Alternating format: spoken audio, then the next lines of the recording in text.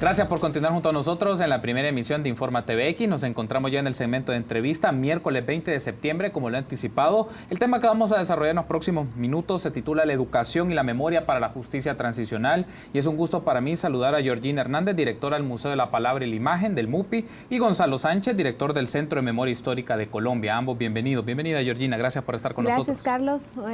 Siempre es un placer acompañar acá en TVX. El Museo de la Palabra siempre bienvenido. Y ahora el museo acompañando a la coordinación de este evento, el Encuentro Internacional sobre Memoria, Pedagogía y también Justicia Restaurativa. Gracias, Georgina. Bienvenido, Gonzalo. Gracias por estar con nosotros esta mediodía. No, muchas gracias, Carlos. Gracias a ustedes realmente por darnos la oportunidad de estar en este espacio que para nosotros ha resultado tremendamente productivo. Nos gustaría un poco que nos comente, Georgina, en qué consiste este evento. El Ministerio de Educación ha desarrollado a través del CENICH el día 19 y 20 de septiembre el Encuentro Internacional La Cultura de Paz en El Salvador, Educación, Memoria y Justicia Transicional. Coméntenos un poco, Georgina, ¿en qué consiste este evento? Bueno, este evento surge como parte de un proceso iniciado el 16 de enero de este año en el marco de la conmemoración del 25 aniversario de la firma de los Acuerdos de Paz, sí, donde nos dimos junto al Ministerio de Educación, el Centro de Investigaciones de Ciencias y Humanidades y otras organizaciones, la tarea de pensar la paz 25 años después. ¿Qué significaba pensar la paz? Era ver el impacto que había tenido en la población, y un espacio importante eran los centros educativos. Por eso iniciamos este foro de cultura de paz, inicialmente con la presencia de cientos de docentes que fueron invitados para reflexionar en variadas mesas, una sobre historia, una sobre currículum, lo que se pueda cambiar en el currículo nacional, otras sobre buenas prácticas de organizaciones de sociedad civil en temas de prevención de violencia y cultura de paz, y otros que tienen que ver más con las políticas educativas. Nos encontrábamos más o menos cada 2 meses. También se acompañó de publicaciones de la revista del Centro de Investigaciones de Ciencias y Humanidades, y la parte más reflexiva siempre pensamos debía de ser un encuentro donde Latinoamérica se pensara junta, bueno, Iberoamérica también, porque o más bien también a nivel mundial, porque tenemos invitados de todas partes, de todas latitudes, pero principalmente Latinoamérica, y era fundamental vernos también reflejados en el proceso de Colombia. Por eso la presencia de Gonzalo es fundamental, sí, porque en lugar de aprender del pasado hacia el presente, también podemos aprender en las dos vías. ¿Qué está pasando en Colombia y cómo nosotros 25 años después podemos revisitar, ahora que el gobierno también está hablando de esos acuerdos de paz de segunda generación, cómo podemos hacerlos también ahora tomando en cuenta las experiencias mismas de Colombia, que ya, como nos contará Gonzalo, venían amalgamando esa idea de que la paz en algún momento, los acuerdos de paz iban a ocurrir en Colombia. Nosotros sabíamos que también una segunda generación de acuerdos de paz deben ser tan necesarios en El Salvador en un periodo tan convulsivo como el actual. Es importante, y hablaremos un poco, Georgina, más adelante, que uno de los actores principales a la cual ha sido dirigido este evento son los profesores y profesoras en centros educativos, pero también que están en diferentes entornos de los niveles de escolaridad en este país para promover una educación de cultura de paz, y creo que eso es importante, lo hablaremos un poco en el segundo bloque, pero quiero aprovechar, Gonzalo, que nos comente un poco del Centro de Memoria Histórica de Colombia. ¿En qué consiste ese Centro de Memoria Histórica en Colombia y qué actividades ha desarrollado? Porque un poco es importante tener esta idea pensando en nuestra realidad, en el caso salvadoreño. Coméntenos un poco sobre eso. Bueno, sí, efectivamente yo creo que son experiencias bastante diferentes, pero también que se alimentan en la conversación. Primer rasgo que yo quisiera señalar, sí, viniendo uno del caso de Colombia, a uno le da la impresión que, bueno, esta reflexión que se está haciendo sobre educación y cultura de paz es una discusión estratégica, porque es la discusión que atañe a las nuevas generaciones, es la que le define derroteros a esas nuevas generaciones que han pasado o que están, en el caso nuestro, todavía atravesando el conflicto. Pero a mí lo primero que me sorprende es que sea una reflexión tan tardía aquí en el caso de El Salvador. Es decir, no quiero decir que no tenga sentido, tiene un profundo sentido, y de lo que he escuchado he aprendido muchísimo. En el caso de Colombia, sí, efectivamente, este proceso de la preocupación por la apropiación social, por la memoria, es una discusión que viene ya de rato y que se está dando en el curso mismo del conflicto, en el curso mismo del trabajo nuestro como Centro de Memoria Histórica. Para responder más concretamente a su pregunta, nosotros surgimos inicialmente en un escenario más informal o mixto que se llamaba la Comisión Nacional de Reparación y Reconciliación. Esto es 2006-2007. Éramos el grupo de memoria histórica de esa comisión.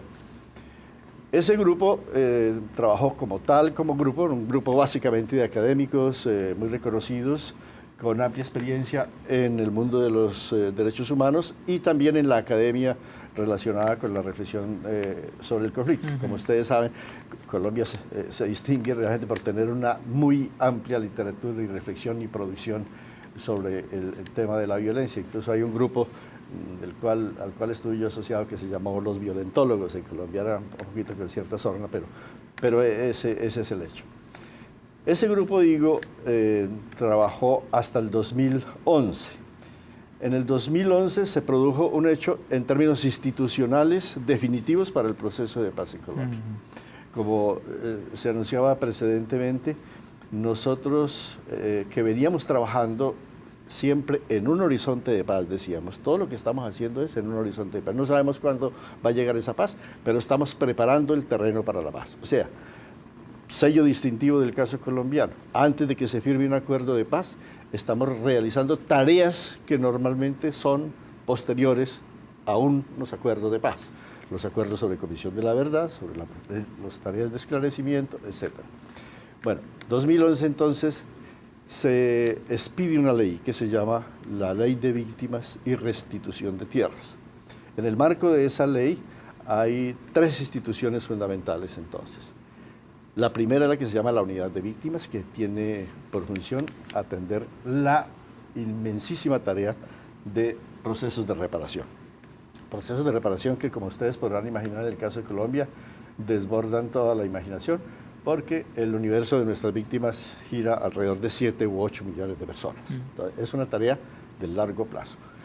Segunda unidad, la Unidad de Tierras, que también entonces venía trabajando antes de los acuerdos de La Habana sobre el tema. Como saben ustedes, y en eso yo creo que compartimos mucho la tradición histórica también de ustedes y de toda Latinoamérica, uno de los núcleos centrales del conflicto es el tema de la distribución de la tierra. Entonces, el tema de la tierra también se pone en la ley o en la institucionalidad creada por la ley antes de que eso entre a ser parte de las negociaciones. Y de hecho el tema de tierra se convirtió en el punto 1 de los acuerdos. Y la tercera entidad es el Centro Nacional de Memoria Histórica. Entonces, el centro recoge lo realizado por el grupo y realmente hay casi un continuum del uno al otro en términos de esclarecimiento. Pero las tareas misionales que se le adjudican al centro van más allá de las tareas de esclarecimiento. El centro tiene 4 responsabilidades básicas. Esta de esclarecimiento, obviamente, que sigue siendo central, que sigue siendo como el sello del centro en la esfera nacional. Segundo, la protección de archivos, la regulación y la definición de la política de archivos. Todos sabemos que eso se ha dicho muchas veces, que la primera víctima potencial de la guerra siempre es la información, la verdad. Entonces, la guarda, la protección, la definición de una política pública de conservación de esos archivos, que no solamente son los archivos institucionales, sino también los archivos de las organizaciones sociales, es una tarea mayúscula. Segunda tarea. Tercera tarea, la creación de un Museo Nacional de la Memoria que dé cuenta del conflicto. Para nosotros, ese museo es pensado realmente como otro texto visual de la narrativa de nuestro conflicto. Y hay una cuarta tarea que es bastante compleja, con ella sufrimos mucho al comienzo, que se le encargó al centro la tarea de recibir los testimonios de los desmovilizados paramilitares que no habían pasado por la instancia judicial, para que a cambio de una verdad que dijeran, en un escenario que llamamos de acuerdos de la verdad, cuenten esa verdad y a partir de esa verdad comprobada puedan recibir los beneficios judiciales para entrar ya libremente a la escena pública. Lo que ha mencionado Gonzalo es muy interesante, Georgina, y lo pienso un poco en el caso de nuestro país, que algo que lo ha activado o que ha activado este proceso de la búsqueda de la justicia transicional fue la inconstitucionalidad de la ley de amnistía el año pasado, declarado por la Sala de lo Constitucional, pero marca un punto importante para el tema de la memoria, para los testimonios, cómo esto es necesario para nuestra sociedad, esta construcción de nuestra memoria, los testimonios y también la responsabilidad que le obliga al Estado a través de políticas, a través de respuestas a las familias de las víctimas y la reparación. ¿Por qué es importante esto, Georgina? Bueno, justamente veníamos hablando con Gonzalo de esto y le comentaba que en el año 1993, cuando la Comisión de la Verdad brinda su informe de resultados, este informe que se llama De la locura a la esperanza, que recopila una cantidad de testimonios de personas que habían sido testigos de las masacres, de las desapariciones y que sirvieron de insumo para producir este informe. Justamente 6 días después de haber sido entregado el informe, viene la ley de amnistía. ¿Qué pasa con esos relatos? La importancia de lo que decía, resguardar la palabra como testimonio de dignificación. Son vidas las que estaban allí en riesgo y en resguardo y en la capacidad de sacar a la luz algo.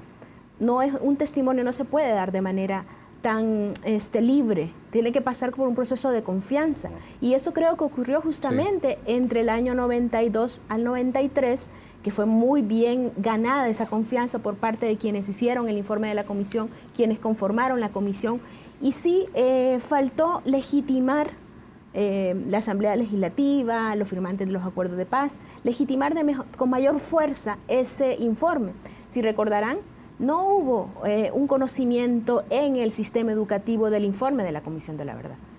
No se conoció. Sí hubo un cambio de currícula educativa en el año 94, donde se incorpora historia contemporánea. Reconocemos la masacre del 32, hablamos de figuras como Prudencia Ayala, reconocemos hasta la firma de los acuerdos de paz. Pareciera que cerramos ese periodo de la historia contemporánea con un presidente firmante de los acuerdos de paz y hasta ahí llegó. Y hasta ahí acabó el proceso. Y como que la historia se queda encajonada. ¿Qué pasaba después? Necesitábamos saber reconocer diferentes voces que las podíamos retomar del informe de la Comisión de la Verdad para emprender la tarea de la pedagogía de la memoria. Eso nos faltó. A 25 años, ¿cómo lo vamos a hacer? Es un reto, porque a 25 años también ya han entrado en juego otros actores. Tenemos una generación más que se suma a esa interpretación. ¿Quién es el actor legítimo que va a hablar como víctima a 25 años? ¿Son los hijos de los sobrevivientes? ¿Son los docentes? ¿Somos las nuevas generaciones que estamos trabajando en proyectos culturales, educativos, memoriales? ¿Quién es el actor legítimo para hablar 25 años después? Como memoria que se basa en la transmisión, nunca se va a agotar este trabajo de la reconstrucción del testimonio y buscar, no una víctima, pero sí un relator interpretativo de aquellos hechos. Entonces, en esa tarea, a 25 años, es que el Ministerio de Educación ve prioritario atender a través de la incorporación en la currícula nacional, no de la materia de historia, que también no está instituida como tal, porque solo tenemos ciencias sociales, pero sí del componente de memoria como elemento interpretativo de la historia reciente. Hay un aspecto muy relevante de la idea de Georgina González, pensando un poco por la experiencia de ustedes en Colombia, es estas discusiones para las distintas generaciones o las distintas expresiones en la sociedad. Probablemente en el caso nuestro, por el tema de una generación de la posguerra que no vivió esto, su transmisión de estas vivencias no se dieron directamente. Algunos lo conocen por materiales audiovisuales, documentales, tienen algunas ideas, pero es importante el tema de la educación para las nuevas generaciones,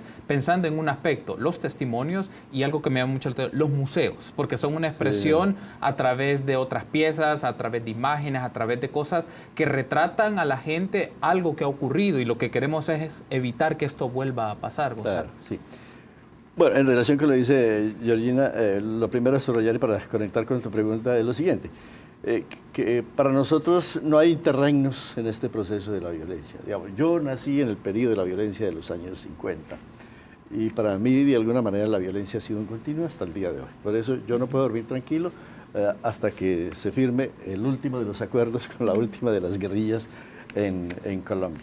Entonces, hay una experiencia viva, cotidiana, casi ininterrumpida por décadas y décadas de violencia en Colombia. O sea, cuando estamos pensando la violencia, la estamos pensando como una realidad que nos rodea, que nos aplasta, que nos oprime, que está ahí, que no podemos negar, aunque mucha gente la niega. Por más oprobiosa que sea, mucha gente no la quiere ver, y no la quiere ver porque la siente demasiado pesada, porque le incomoda, porque verla le implica asumir unos compromisos que no quiere asumir. Pero bueno, ese es el primer elemento que quisiera subrayar. Lo segundo, sí, obviamente la tarea de cómo volver esto un lugar simbólico de relato, de interpretación y de resignificación de lo que ha pasado, para que el amplio público, que no sea solamente el público de las organizaciones de derechos humanos o de los académicos o de los funcionarios, pueda ver allí, ver el país que de pronto no ha visto, realmente, porque eso es, allí al museo va a ir a ver el país que no ha visto.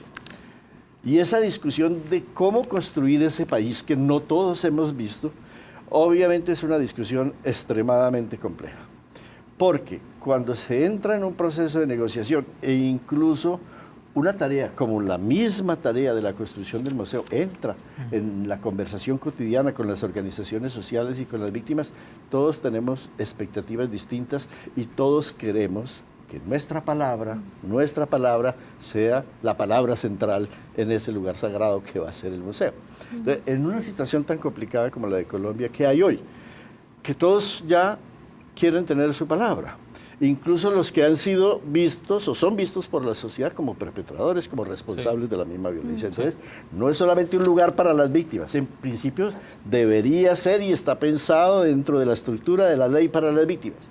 Pero una vez que se abre una negociación política y se firman unos acuerdos en los cuales participan no solamente los contendores armados, sino unos acuerdos que involucran en el debate público también a otros actores o privados o institucionales que han sido responsables, pues la tarea se vuelve muy compleja. Entonces, una de las cosas que sorprende, para darle un ejemplo nomás de la complejidad de lo que es la construcción del museo en Colombia, las fuerzas militares abrieron el debate decidiendo ellas por su propia cuenta, en paralelo con la tarea que tiene el Centro Nacional de Memoria de construir el Museo Nacional de la Memoria, de hacer ellas su propio Museo de la Memoria. Entonces, un Museo de la Memoria de las Fuerzas Militares. Y así muchos otros sectores van a querer tener también su propia representación construida de acuerdo a su visión. Y para nosotros es un dilema, por lo siguiente, porque nosotros por ley tenemos que responder a las demandas de todos los sectores de la sociedad para apoyarlos, porque así nos consideramos plataforma para todas las expresiones de memoria del país, tenemos que responder a... Pero no nos podemos hacer cargo de cuál es el relato que hay allí. Conversamos, debatimos, y el debate es complicadísimo, pero interesantísimo, a diferencia de lo que pasó en otros países. Digamos, una experiencia que nos sirvió mucho y que también motivó mucho a los militares a plantearse la idea de su propio museo es a partir del caso del Perú, cuando ellos se quejan, los militares, de que ellos nunca fueron llamados a esa conversación de los acuerdos, del informe de la Comisión de la Verdad. Entonces quisieron estar en el museo. Que ese museo ha tomado mucho tiempo, apenas se acaba de ser terminado hace un año o algo así. Y los militares entraron a esa conversación, no tan de frente, pero sí entraron en esa conversación. Pero claro, las condiciones ya eran un poco diferentes y no chocaba tanto la misma idea. En Colombia también, si esto se hubiera planteado hace 4 años, hubiera chocado muchísimo, se veía como un imposible. Ahora, en términos realistas, ¿qué hay que aceptar? Pues que en este caso, a diferencia de casos anteriores, los militares también fueron una parte importante de la consagración de los acuerdos. Es decir, uno puede decir hoy que los militares han cumplido su palabra también en relación con los acuerdos.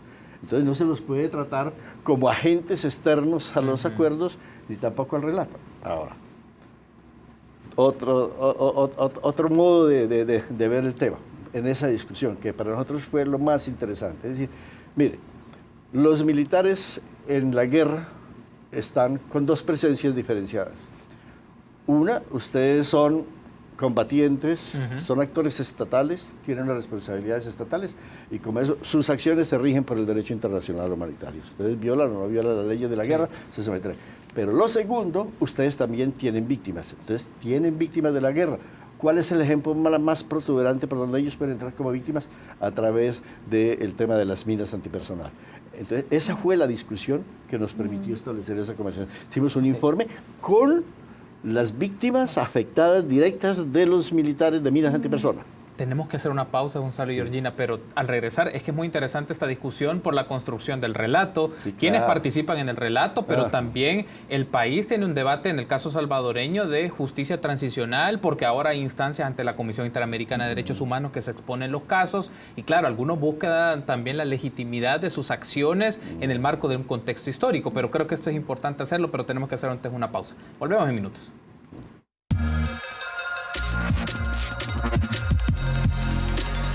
Gracias por continuar junto a nosotros en el espacio de entrevista de la primera emisión de Informa TVX. Seguimos platicando sobre educación y memoria para la justicia transicional. Están conmigo Gonzalo Sánchez, director del Centro de Memoria Histórica de Colombia, y Georgina Hernández, directora del Museo de la Palabra e Imagen, el MUPI. Georgina, me gustaría que retomemos un poco el debate, está muy interesante, seguimos discutiendo cuando estábamos en la pausa, es el tema de la construcción del relato en función de la justicia. Mencionábamos en el caso de El Salvador, la figura de los militares evidentemente fueron parte del proceso de negociación, pero también fueron perpetradores de graves violaciones de derechos humanos. ¿Cómo en el tema del relato debe de quedar también claro esto? Que las nuevas generaciones, que los profesores, que los jóvenes discutan también quiénes tuvieron responsabilidad en el marco de las violaciones de derechos humanos que están establecidos en las leyes, como mencionaba Gonzalo, que hay un marco de convenciones internacionales y que eso debe ser conocido por los ciudadanos y que eso debe estar muy claro, pero claro, en este punto los militares obviamente no van a querer asumir grados de responsabilidad, pero eso es importante para que una sociedad pueda irse reconstruyendo, pueda ir entendiendo, pueda ir de esta manera configurándose en función de la paz. Sí, y justamente justicia restaurativa implica el poner en discusión a los dos bandos, al agredido y al agresor. En El Salvador ha sido muy difícil hacer eso. La Universidad Centroamericana, la UCA, tiene alrededor de 6 años realizando los tribunales internacionales de justicia restaurativa. Sí. ¿Quiénes brindan los testimonios? Principalmente los familiares de las víctimas. En algunos casos es tan fuerte el tema de que se aniquilaron comunidades enteras que solo hacen referencia a un niño pequeño, no me acuerdo el nombre de ellos, porque no llegaron a conocer a la familia y todos fueron masacrados. Esa dimensión de no dejar a nadie vivo, la política de tierra arrasada, cuando se ha recurrido a tribunales internacionales, porque es por el único espacio en que se han ventilado estos casos, porque en la justicia nacional no hubo un espacio certero donde se le diera seguimiento a los casos. Al nomás terminar el conflicto armado, siguiente 2 años, se llevó un juicio donde fue bastante cuestionado. Entonces, ahora se deduce que no se puede juzgar a esa persona 2 veces, pero también no se reconstruyeron suficientemente las suficientes pruebas, no se retomó el informe de la Comisión de la Verdad como un informe, como una prueba importante para sustentar estos casos, y desde ahí ya surgía una división entre la víctima y el victimario, porque para hacer el ejercicio de pedagogía de la memoria y de justicia restaurativa siempre va a estar como primer elemento el respeto a los derechos humanos. Y no podemos negar que el tipo de graves violaciones a los derechos humanos como desapariciones, muertes, masacres, en este caso deben de ser reconocidas. Primero es reconocer el hecho de violencia y luego restituir, reconocerlo frente a la víctima, el perdón, pero sobre todo la transición a reconocer que eso se hizo mal, pero también poder cambiar, reconocerlo y que en verdad haya un proceso empático, si se quiere, pero también al mismo tiempo, si hay que seguir el sistema de justicia nacional, pues hay que asumirlo también como tal, ¿verdad? Hasta ahora, recientemente, hace unos meses, se estaba juzgando en un tribunal de Morazán a los que estuvieron implicados en la masacre del Mozote. Sí. ¿Qué sentido tiene, como decíamos, a 25 años después? ¿Qué sentido tiene cuando un país muy polarizado asumimos después de la firma de los acuerdos de paz, que fue el periodo del que hay que pasar página porque fue un periodo oscuro de nuestra historia y que por lo tanto es un periodo que va a abrir nuestras heridas. Ese hecho de abrir, esa fue la narrativa con la que nosotros llegamos al hecho de nuestro discurso de memoria ha sido eso. Yo digo que no hemos tenido se dice que no ha habido una política de memoria en El Salvador. Yo creo que la política de memoria en El Salvador fue la ley de amnistía, porque la memoria incluye el recuerdo y el olvido. Y en el caso salvadoreño hubo un olvido institucionalizado que se configuró a través de esa política que se llama ley de amnistía. Ahora que ya no está la ley de amnistía, podemos tener el espacio para reconstruir una verdadera política de memoria, donde quepan varias memorias, pero que esas memorias, esas otras memorias de militares, memoria de refugiados, despoblados, de migrantes, puedan caber. Discutíamos acá, nadie se ha asumido un museo de memoria. Tenemos el Museo de la Revolución en Perquín, tenemos el Museo de la Palabra y la Imagen, el Museo de los Militares, tenemos museos locales, ¿verdad? Sí. El Museo de los Jesuitas en la UCA, pero ninguno nos hemos autorizado para llamarnos el Museo de la Memoria. Eso es importante, porque también reconocemos que tenemos unas visiones de alguna manera fragmentadas de aquella realidad tan compleja. Y eso es un buen punto para construir elementos de unión. Ahora que se está planteando un Museo de la Memoria en Colombia, ¿por qué no plantearnos también un Museo de las Memorias en El Salvador? ¿Verdad?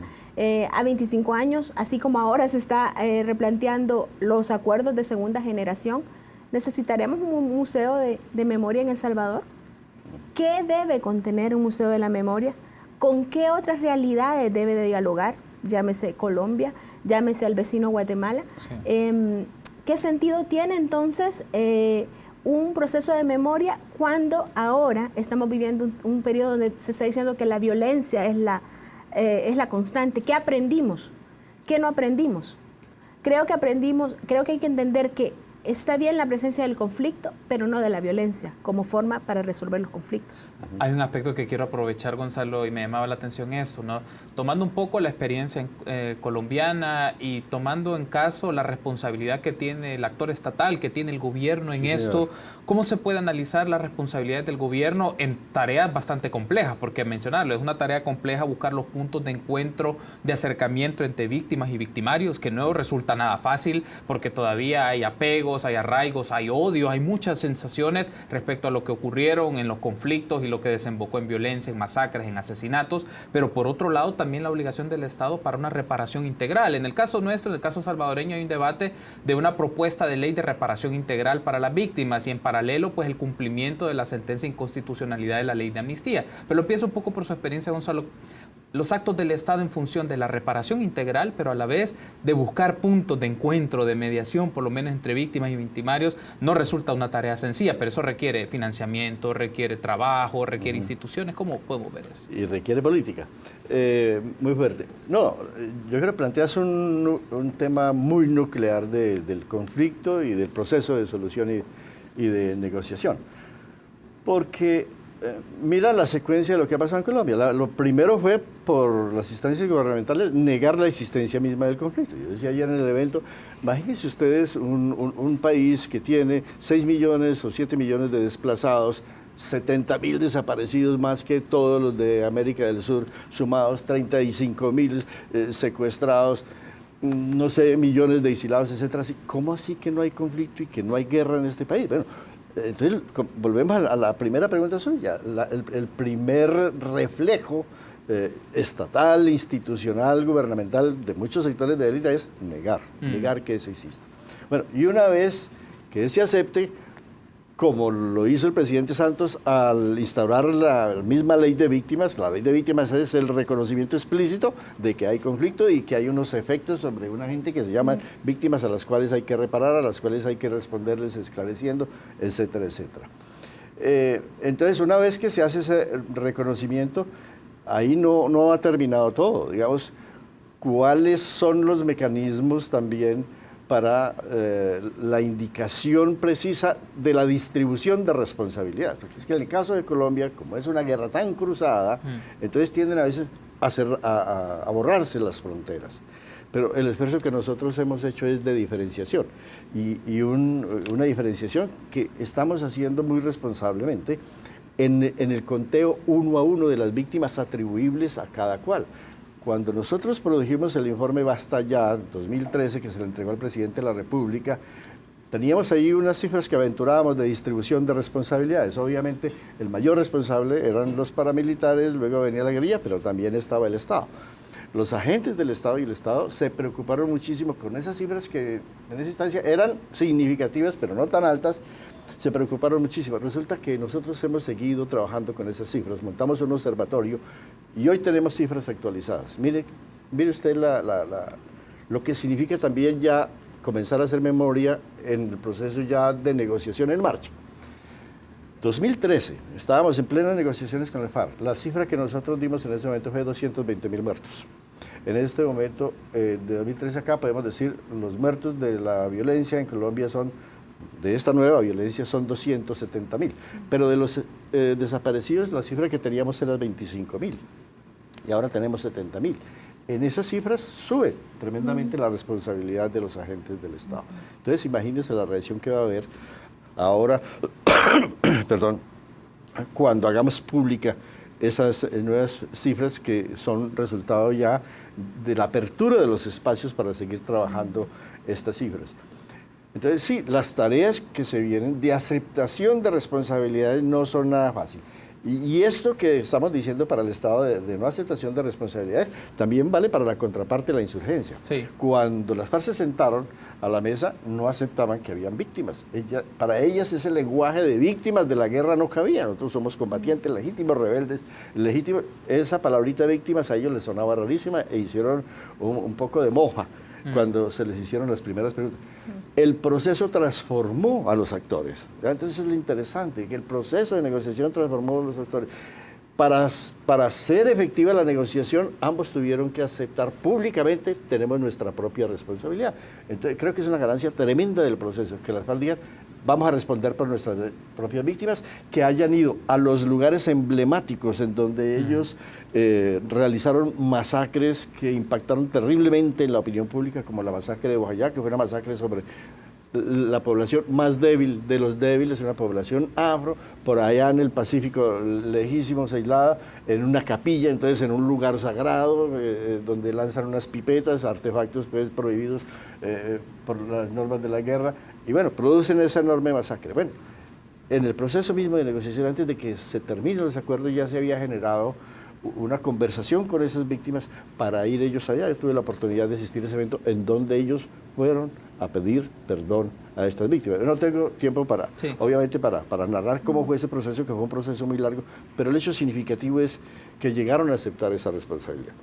Pero ellos también tratan por otros mecanismos de trasladar la responsabilidad del Estado. El juego no termina.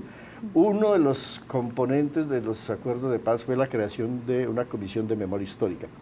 Esa comisión de memoria histórica tenía realmente el objetivo fundamental político, era poner el lugar del origen del conflicto en un sitio muy estratégico. El Estado decía, la violencia comenzó con la fundación de las FARC, más o menos simplificando las cosas, 1965. ¿Qué logra la guerrilla con la creación de la Comisión de Memoria Histórica? Poner el lugar antes, en los años 50 o en los años 30, es decir, 20 años antes de ellos. Es decir, ellos se ponen como las primeras víctimas de la guerra, ¿sí? Ellos en esa comisión histórica que produjo sus resultados y es parte de los acuerdos de La Habana. Entonces, pero el debate sobre la verdad sigue, porque ahora hay nuevas instancias surgidas también ya de los acuerdos y del posconflicto, como la Comisión de la Verdad, que en este momento están en proceso de conformación. La Comisión de la Verdad, un tribunal de justicia en paralelo y una unidad especializada para el tema de la desaparición forzada, reconociendo estas enormes dimensiones que hemos hablado de lo que es la desaparición. Tengo que cerrar la entrevista, ha sido muy interesante, me hubiese gustado disponer de más tiempo para discutir con usted estos temas. Solo me restan básicamente un par de minutos, Georgina, y me gustaría dejar esta idea, ¿no?, para la reflexión. pasaron los procesos de los conflictos armados, por decirlo de esta manera, el conflicto armado como tal y la firma de los acuerdos de paz, pero la sociedad de la posguerra enfrentó muchos aspectos para la sociedad salvadoreña, y uno es la materialización de diversas expresiones de violencia, algunas que tal vez ya no fueron la seguidilla del conflicto armado, otras sí, y uno se pregunta, bueno, ¿cómo analizar esto en una sociedad en donde tenemos expresiones cruzadas de pandillas, crimen organizado, agentes estatales? Se habla de expresiones de autodefensa, es decir, en este momento en la historia de nuestro país, ¿por qué es necesario tener este análisis de la memoria, de la justicia transicional, de la cultura de paz para los problemas que enfrentamos en materia de violencia y de seguridad en este momento en el país? Creo que hay que pensar en esa metamorfosis de la violencia, pero quizás no encuadrarnos que El Salvador es una cultura de por sí violenta, porque si así como mencionaban que el caso de Colombia, antes de firmar los acuerdos de paz, se estaba pensando en que era posible tener esos acuerdos de paz, porque no pensamos también desde la lógica de estos constructores de paz. Entonces, de la lógica desde la paz, no seguir también fomentando todo el discurso y asumiéndonos siempre como violentos, porque creo que ese es el rasgo identitario que nos hemos puesto como autodefinición cultural. Entonces, vernos en ese otro, cambiando de léxico y haciendo esa metamorfosis de la violencia, una transición de construcción de cultura de paz, creo que es el reto fundamental, y por eso la educación es tan fundamental, así sea 5, 10, 25 años después. Creo que nunca es tarde para comenzar procesos de justicia transicional, justicia restaurativa, y nunca va a ser tarde para emprender procesos de memoria. Quiero agradecerles a ambos por habernos acompañado. Gracias, Georgina, por haber estado con nosotros. Gracias, Gonzalo, también ha sido un gusto. Gracias, Carlos. Gracias a ustedes. Gracias por habernos acompañado. Permítanos una pausa. Volvemos en instantes.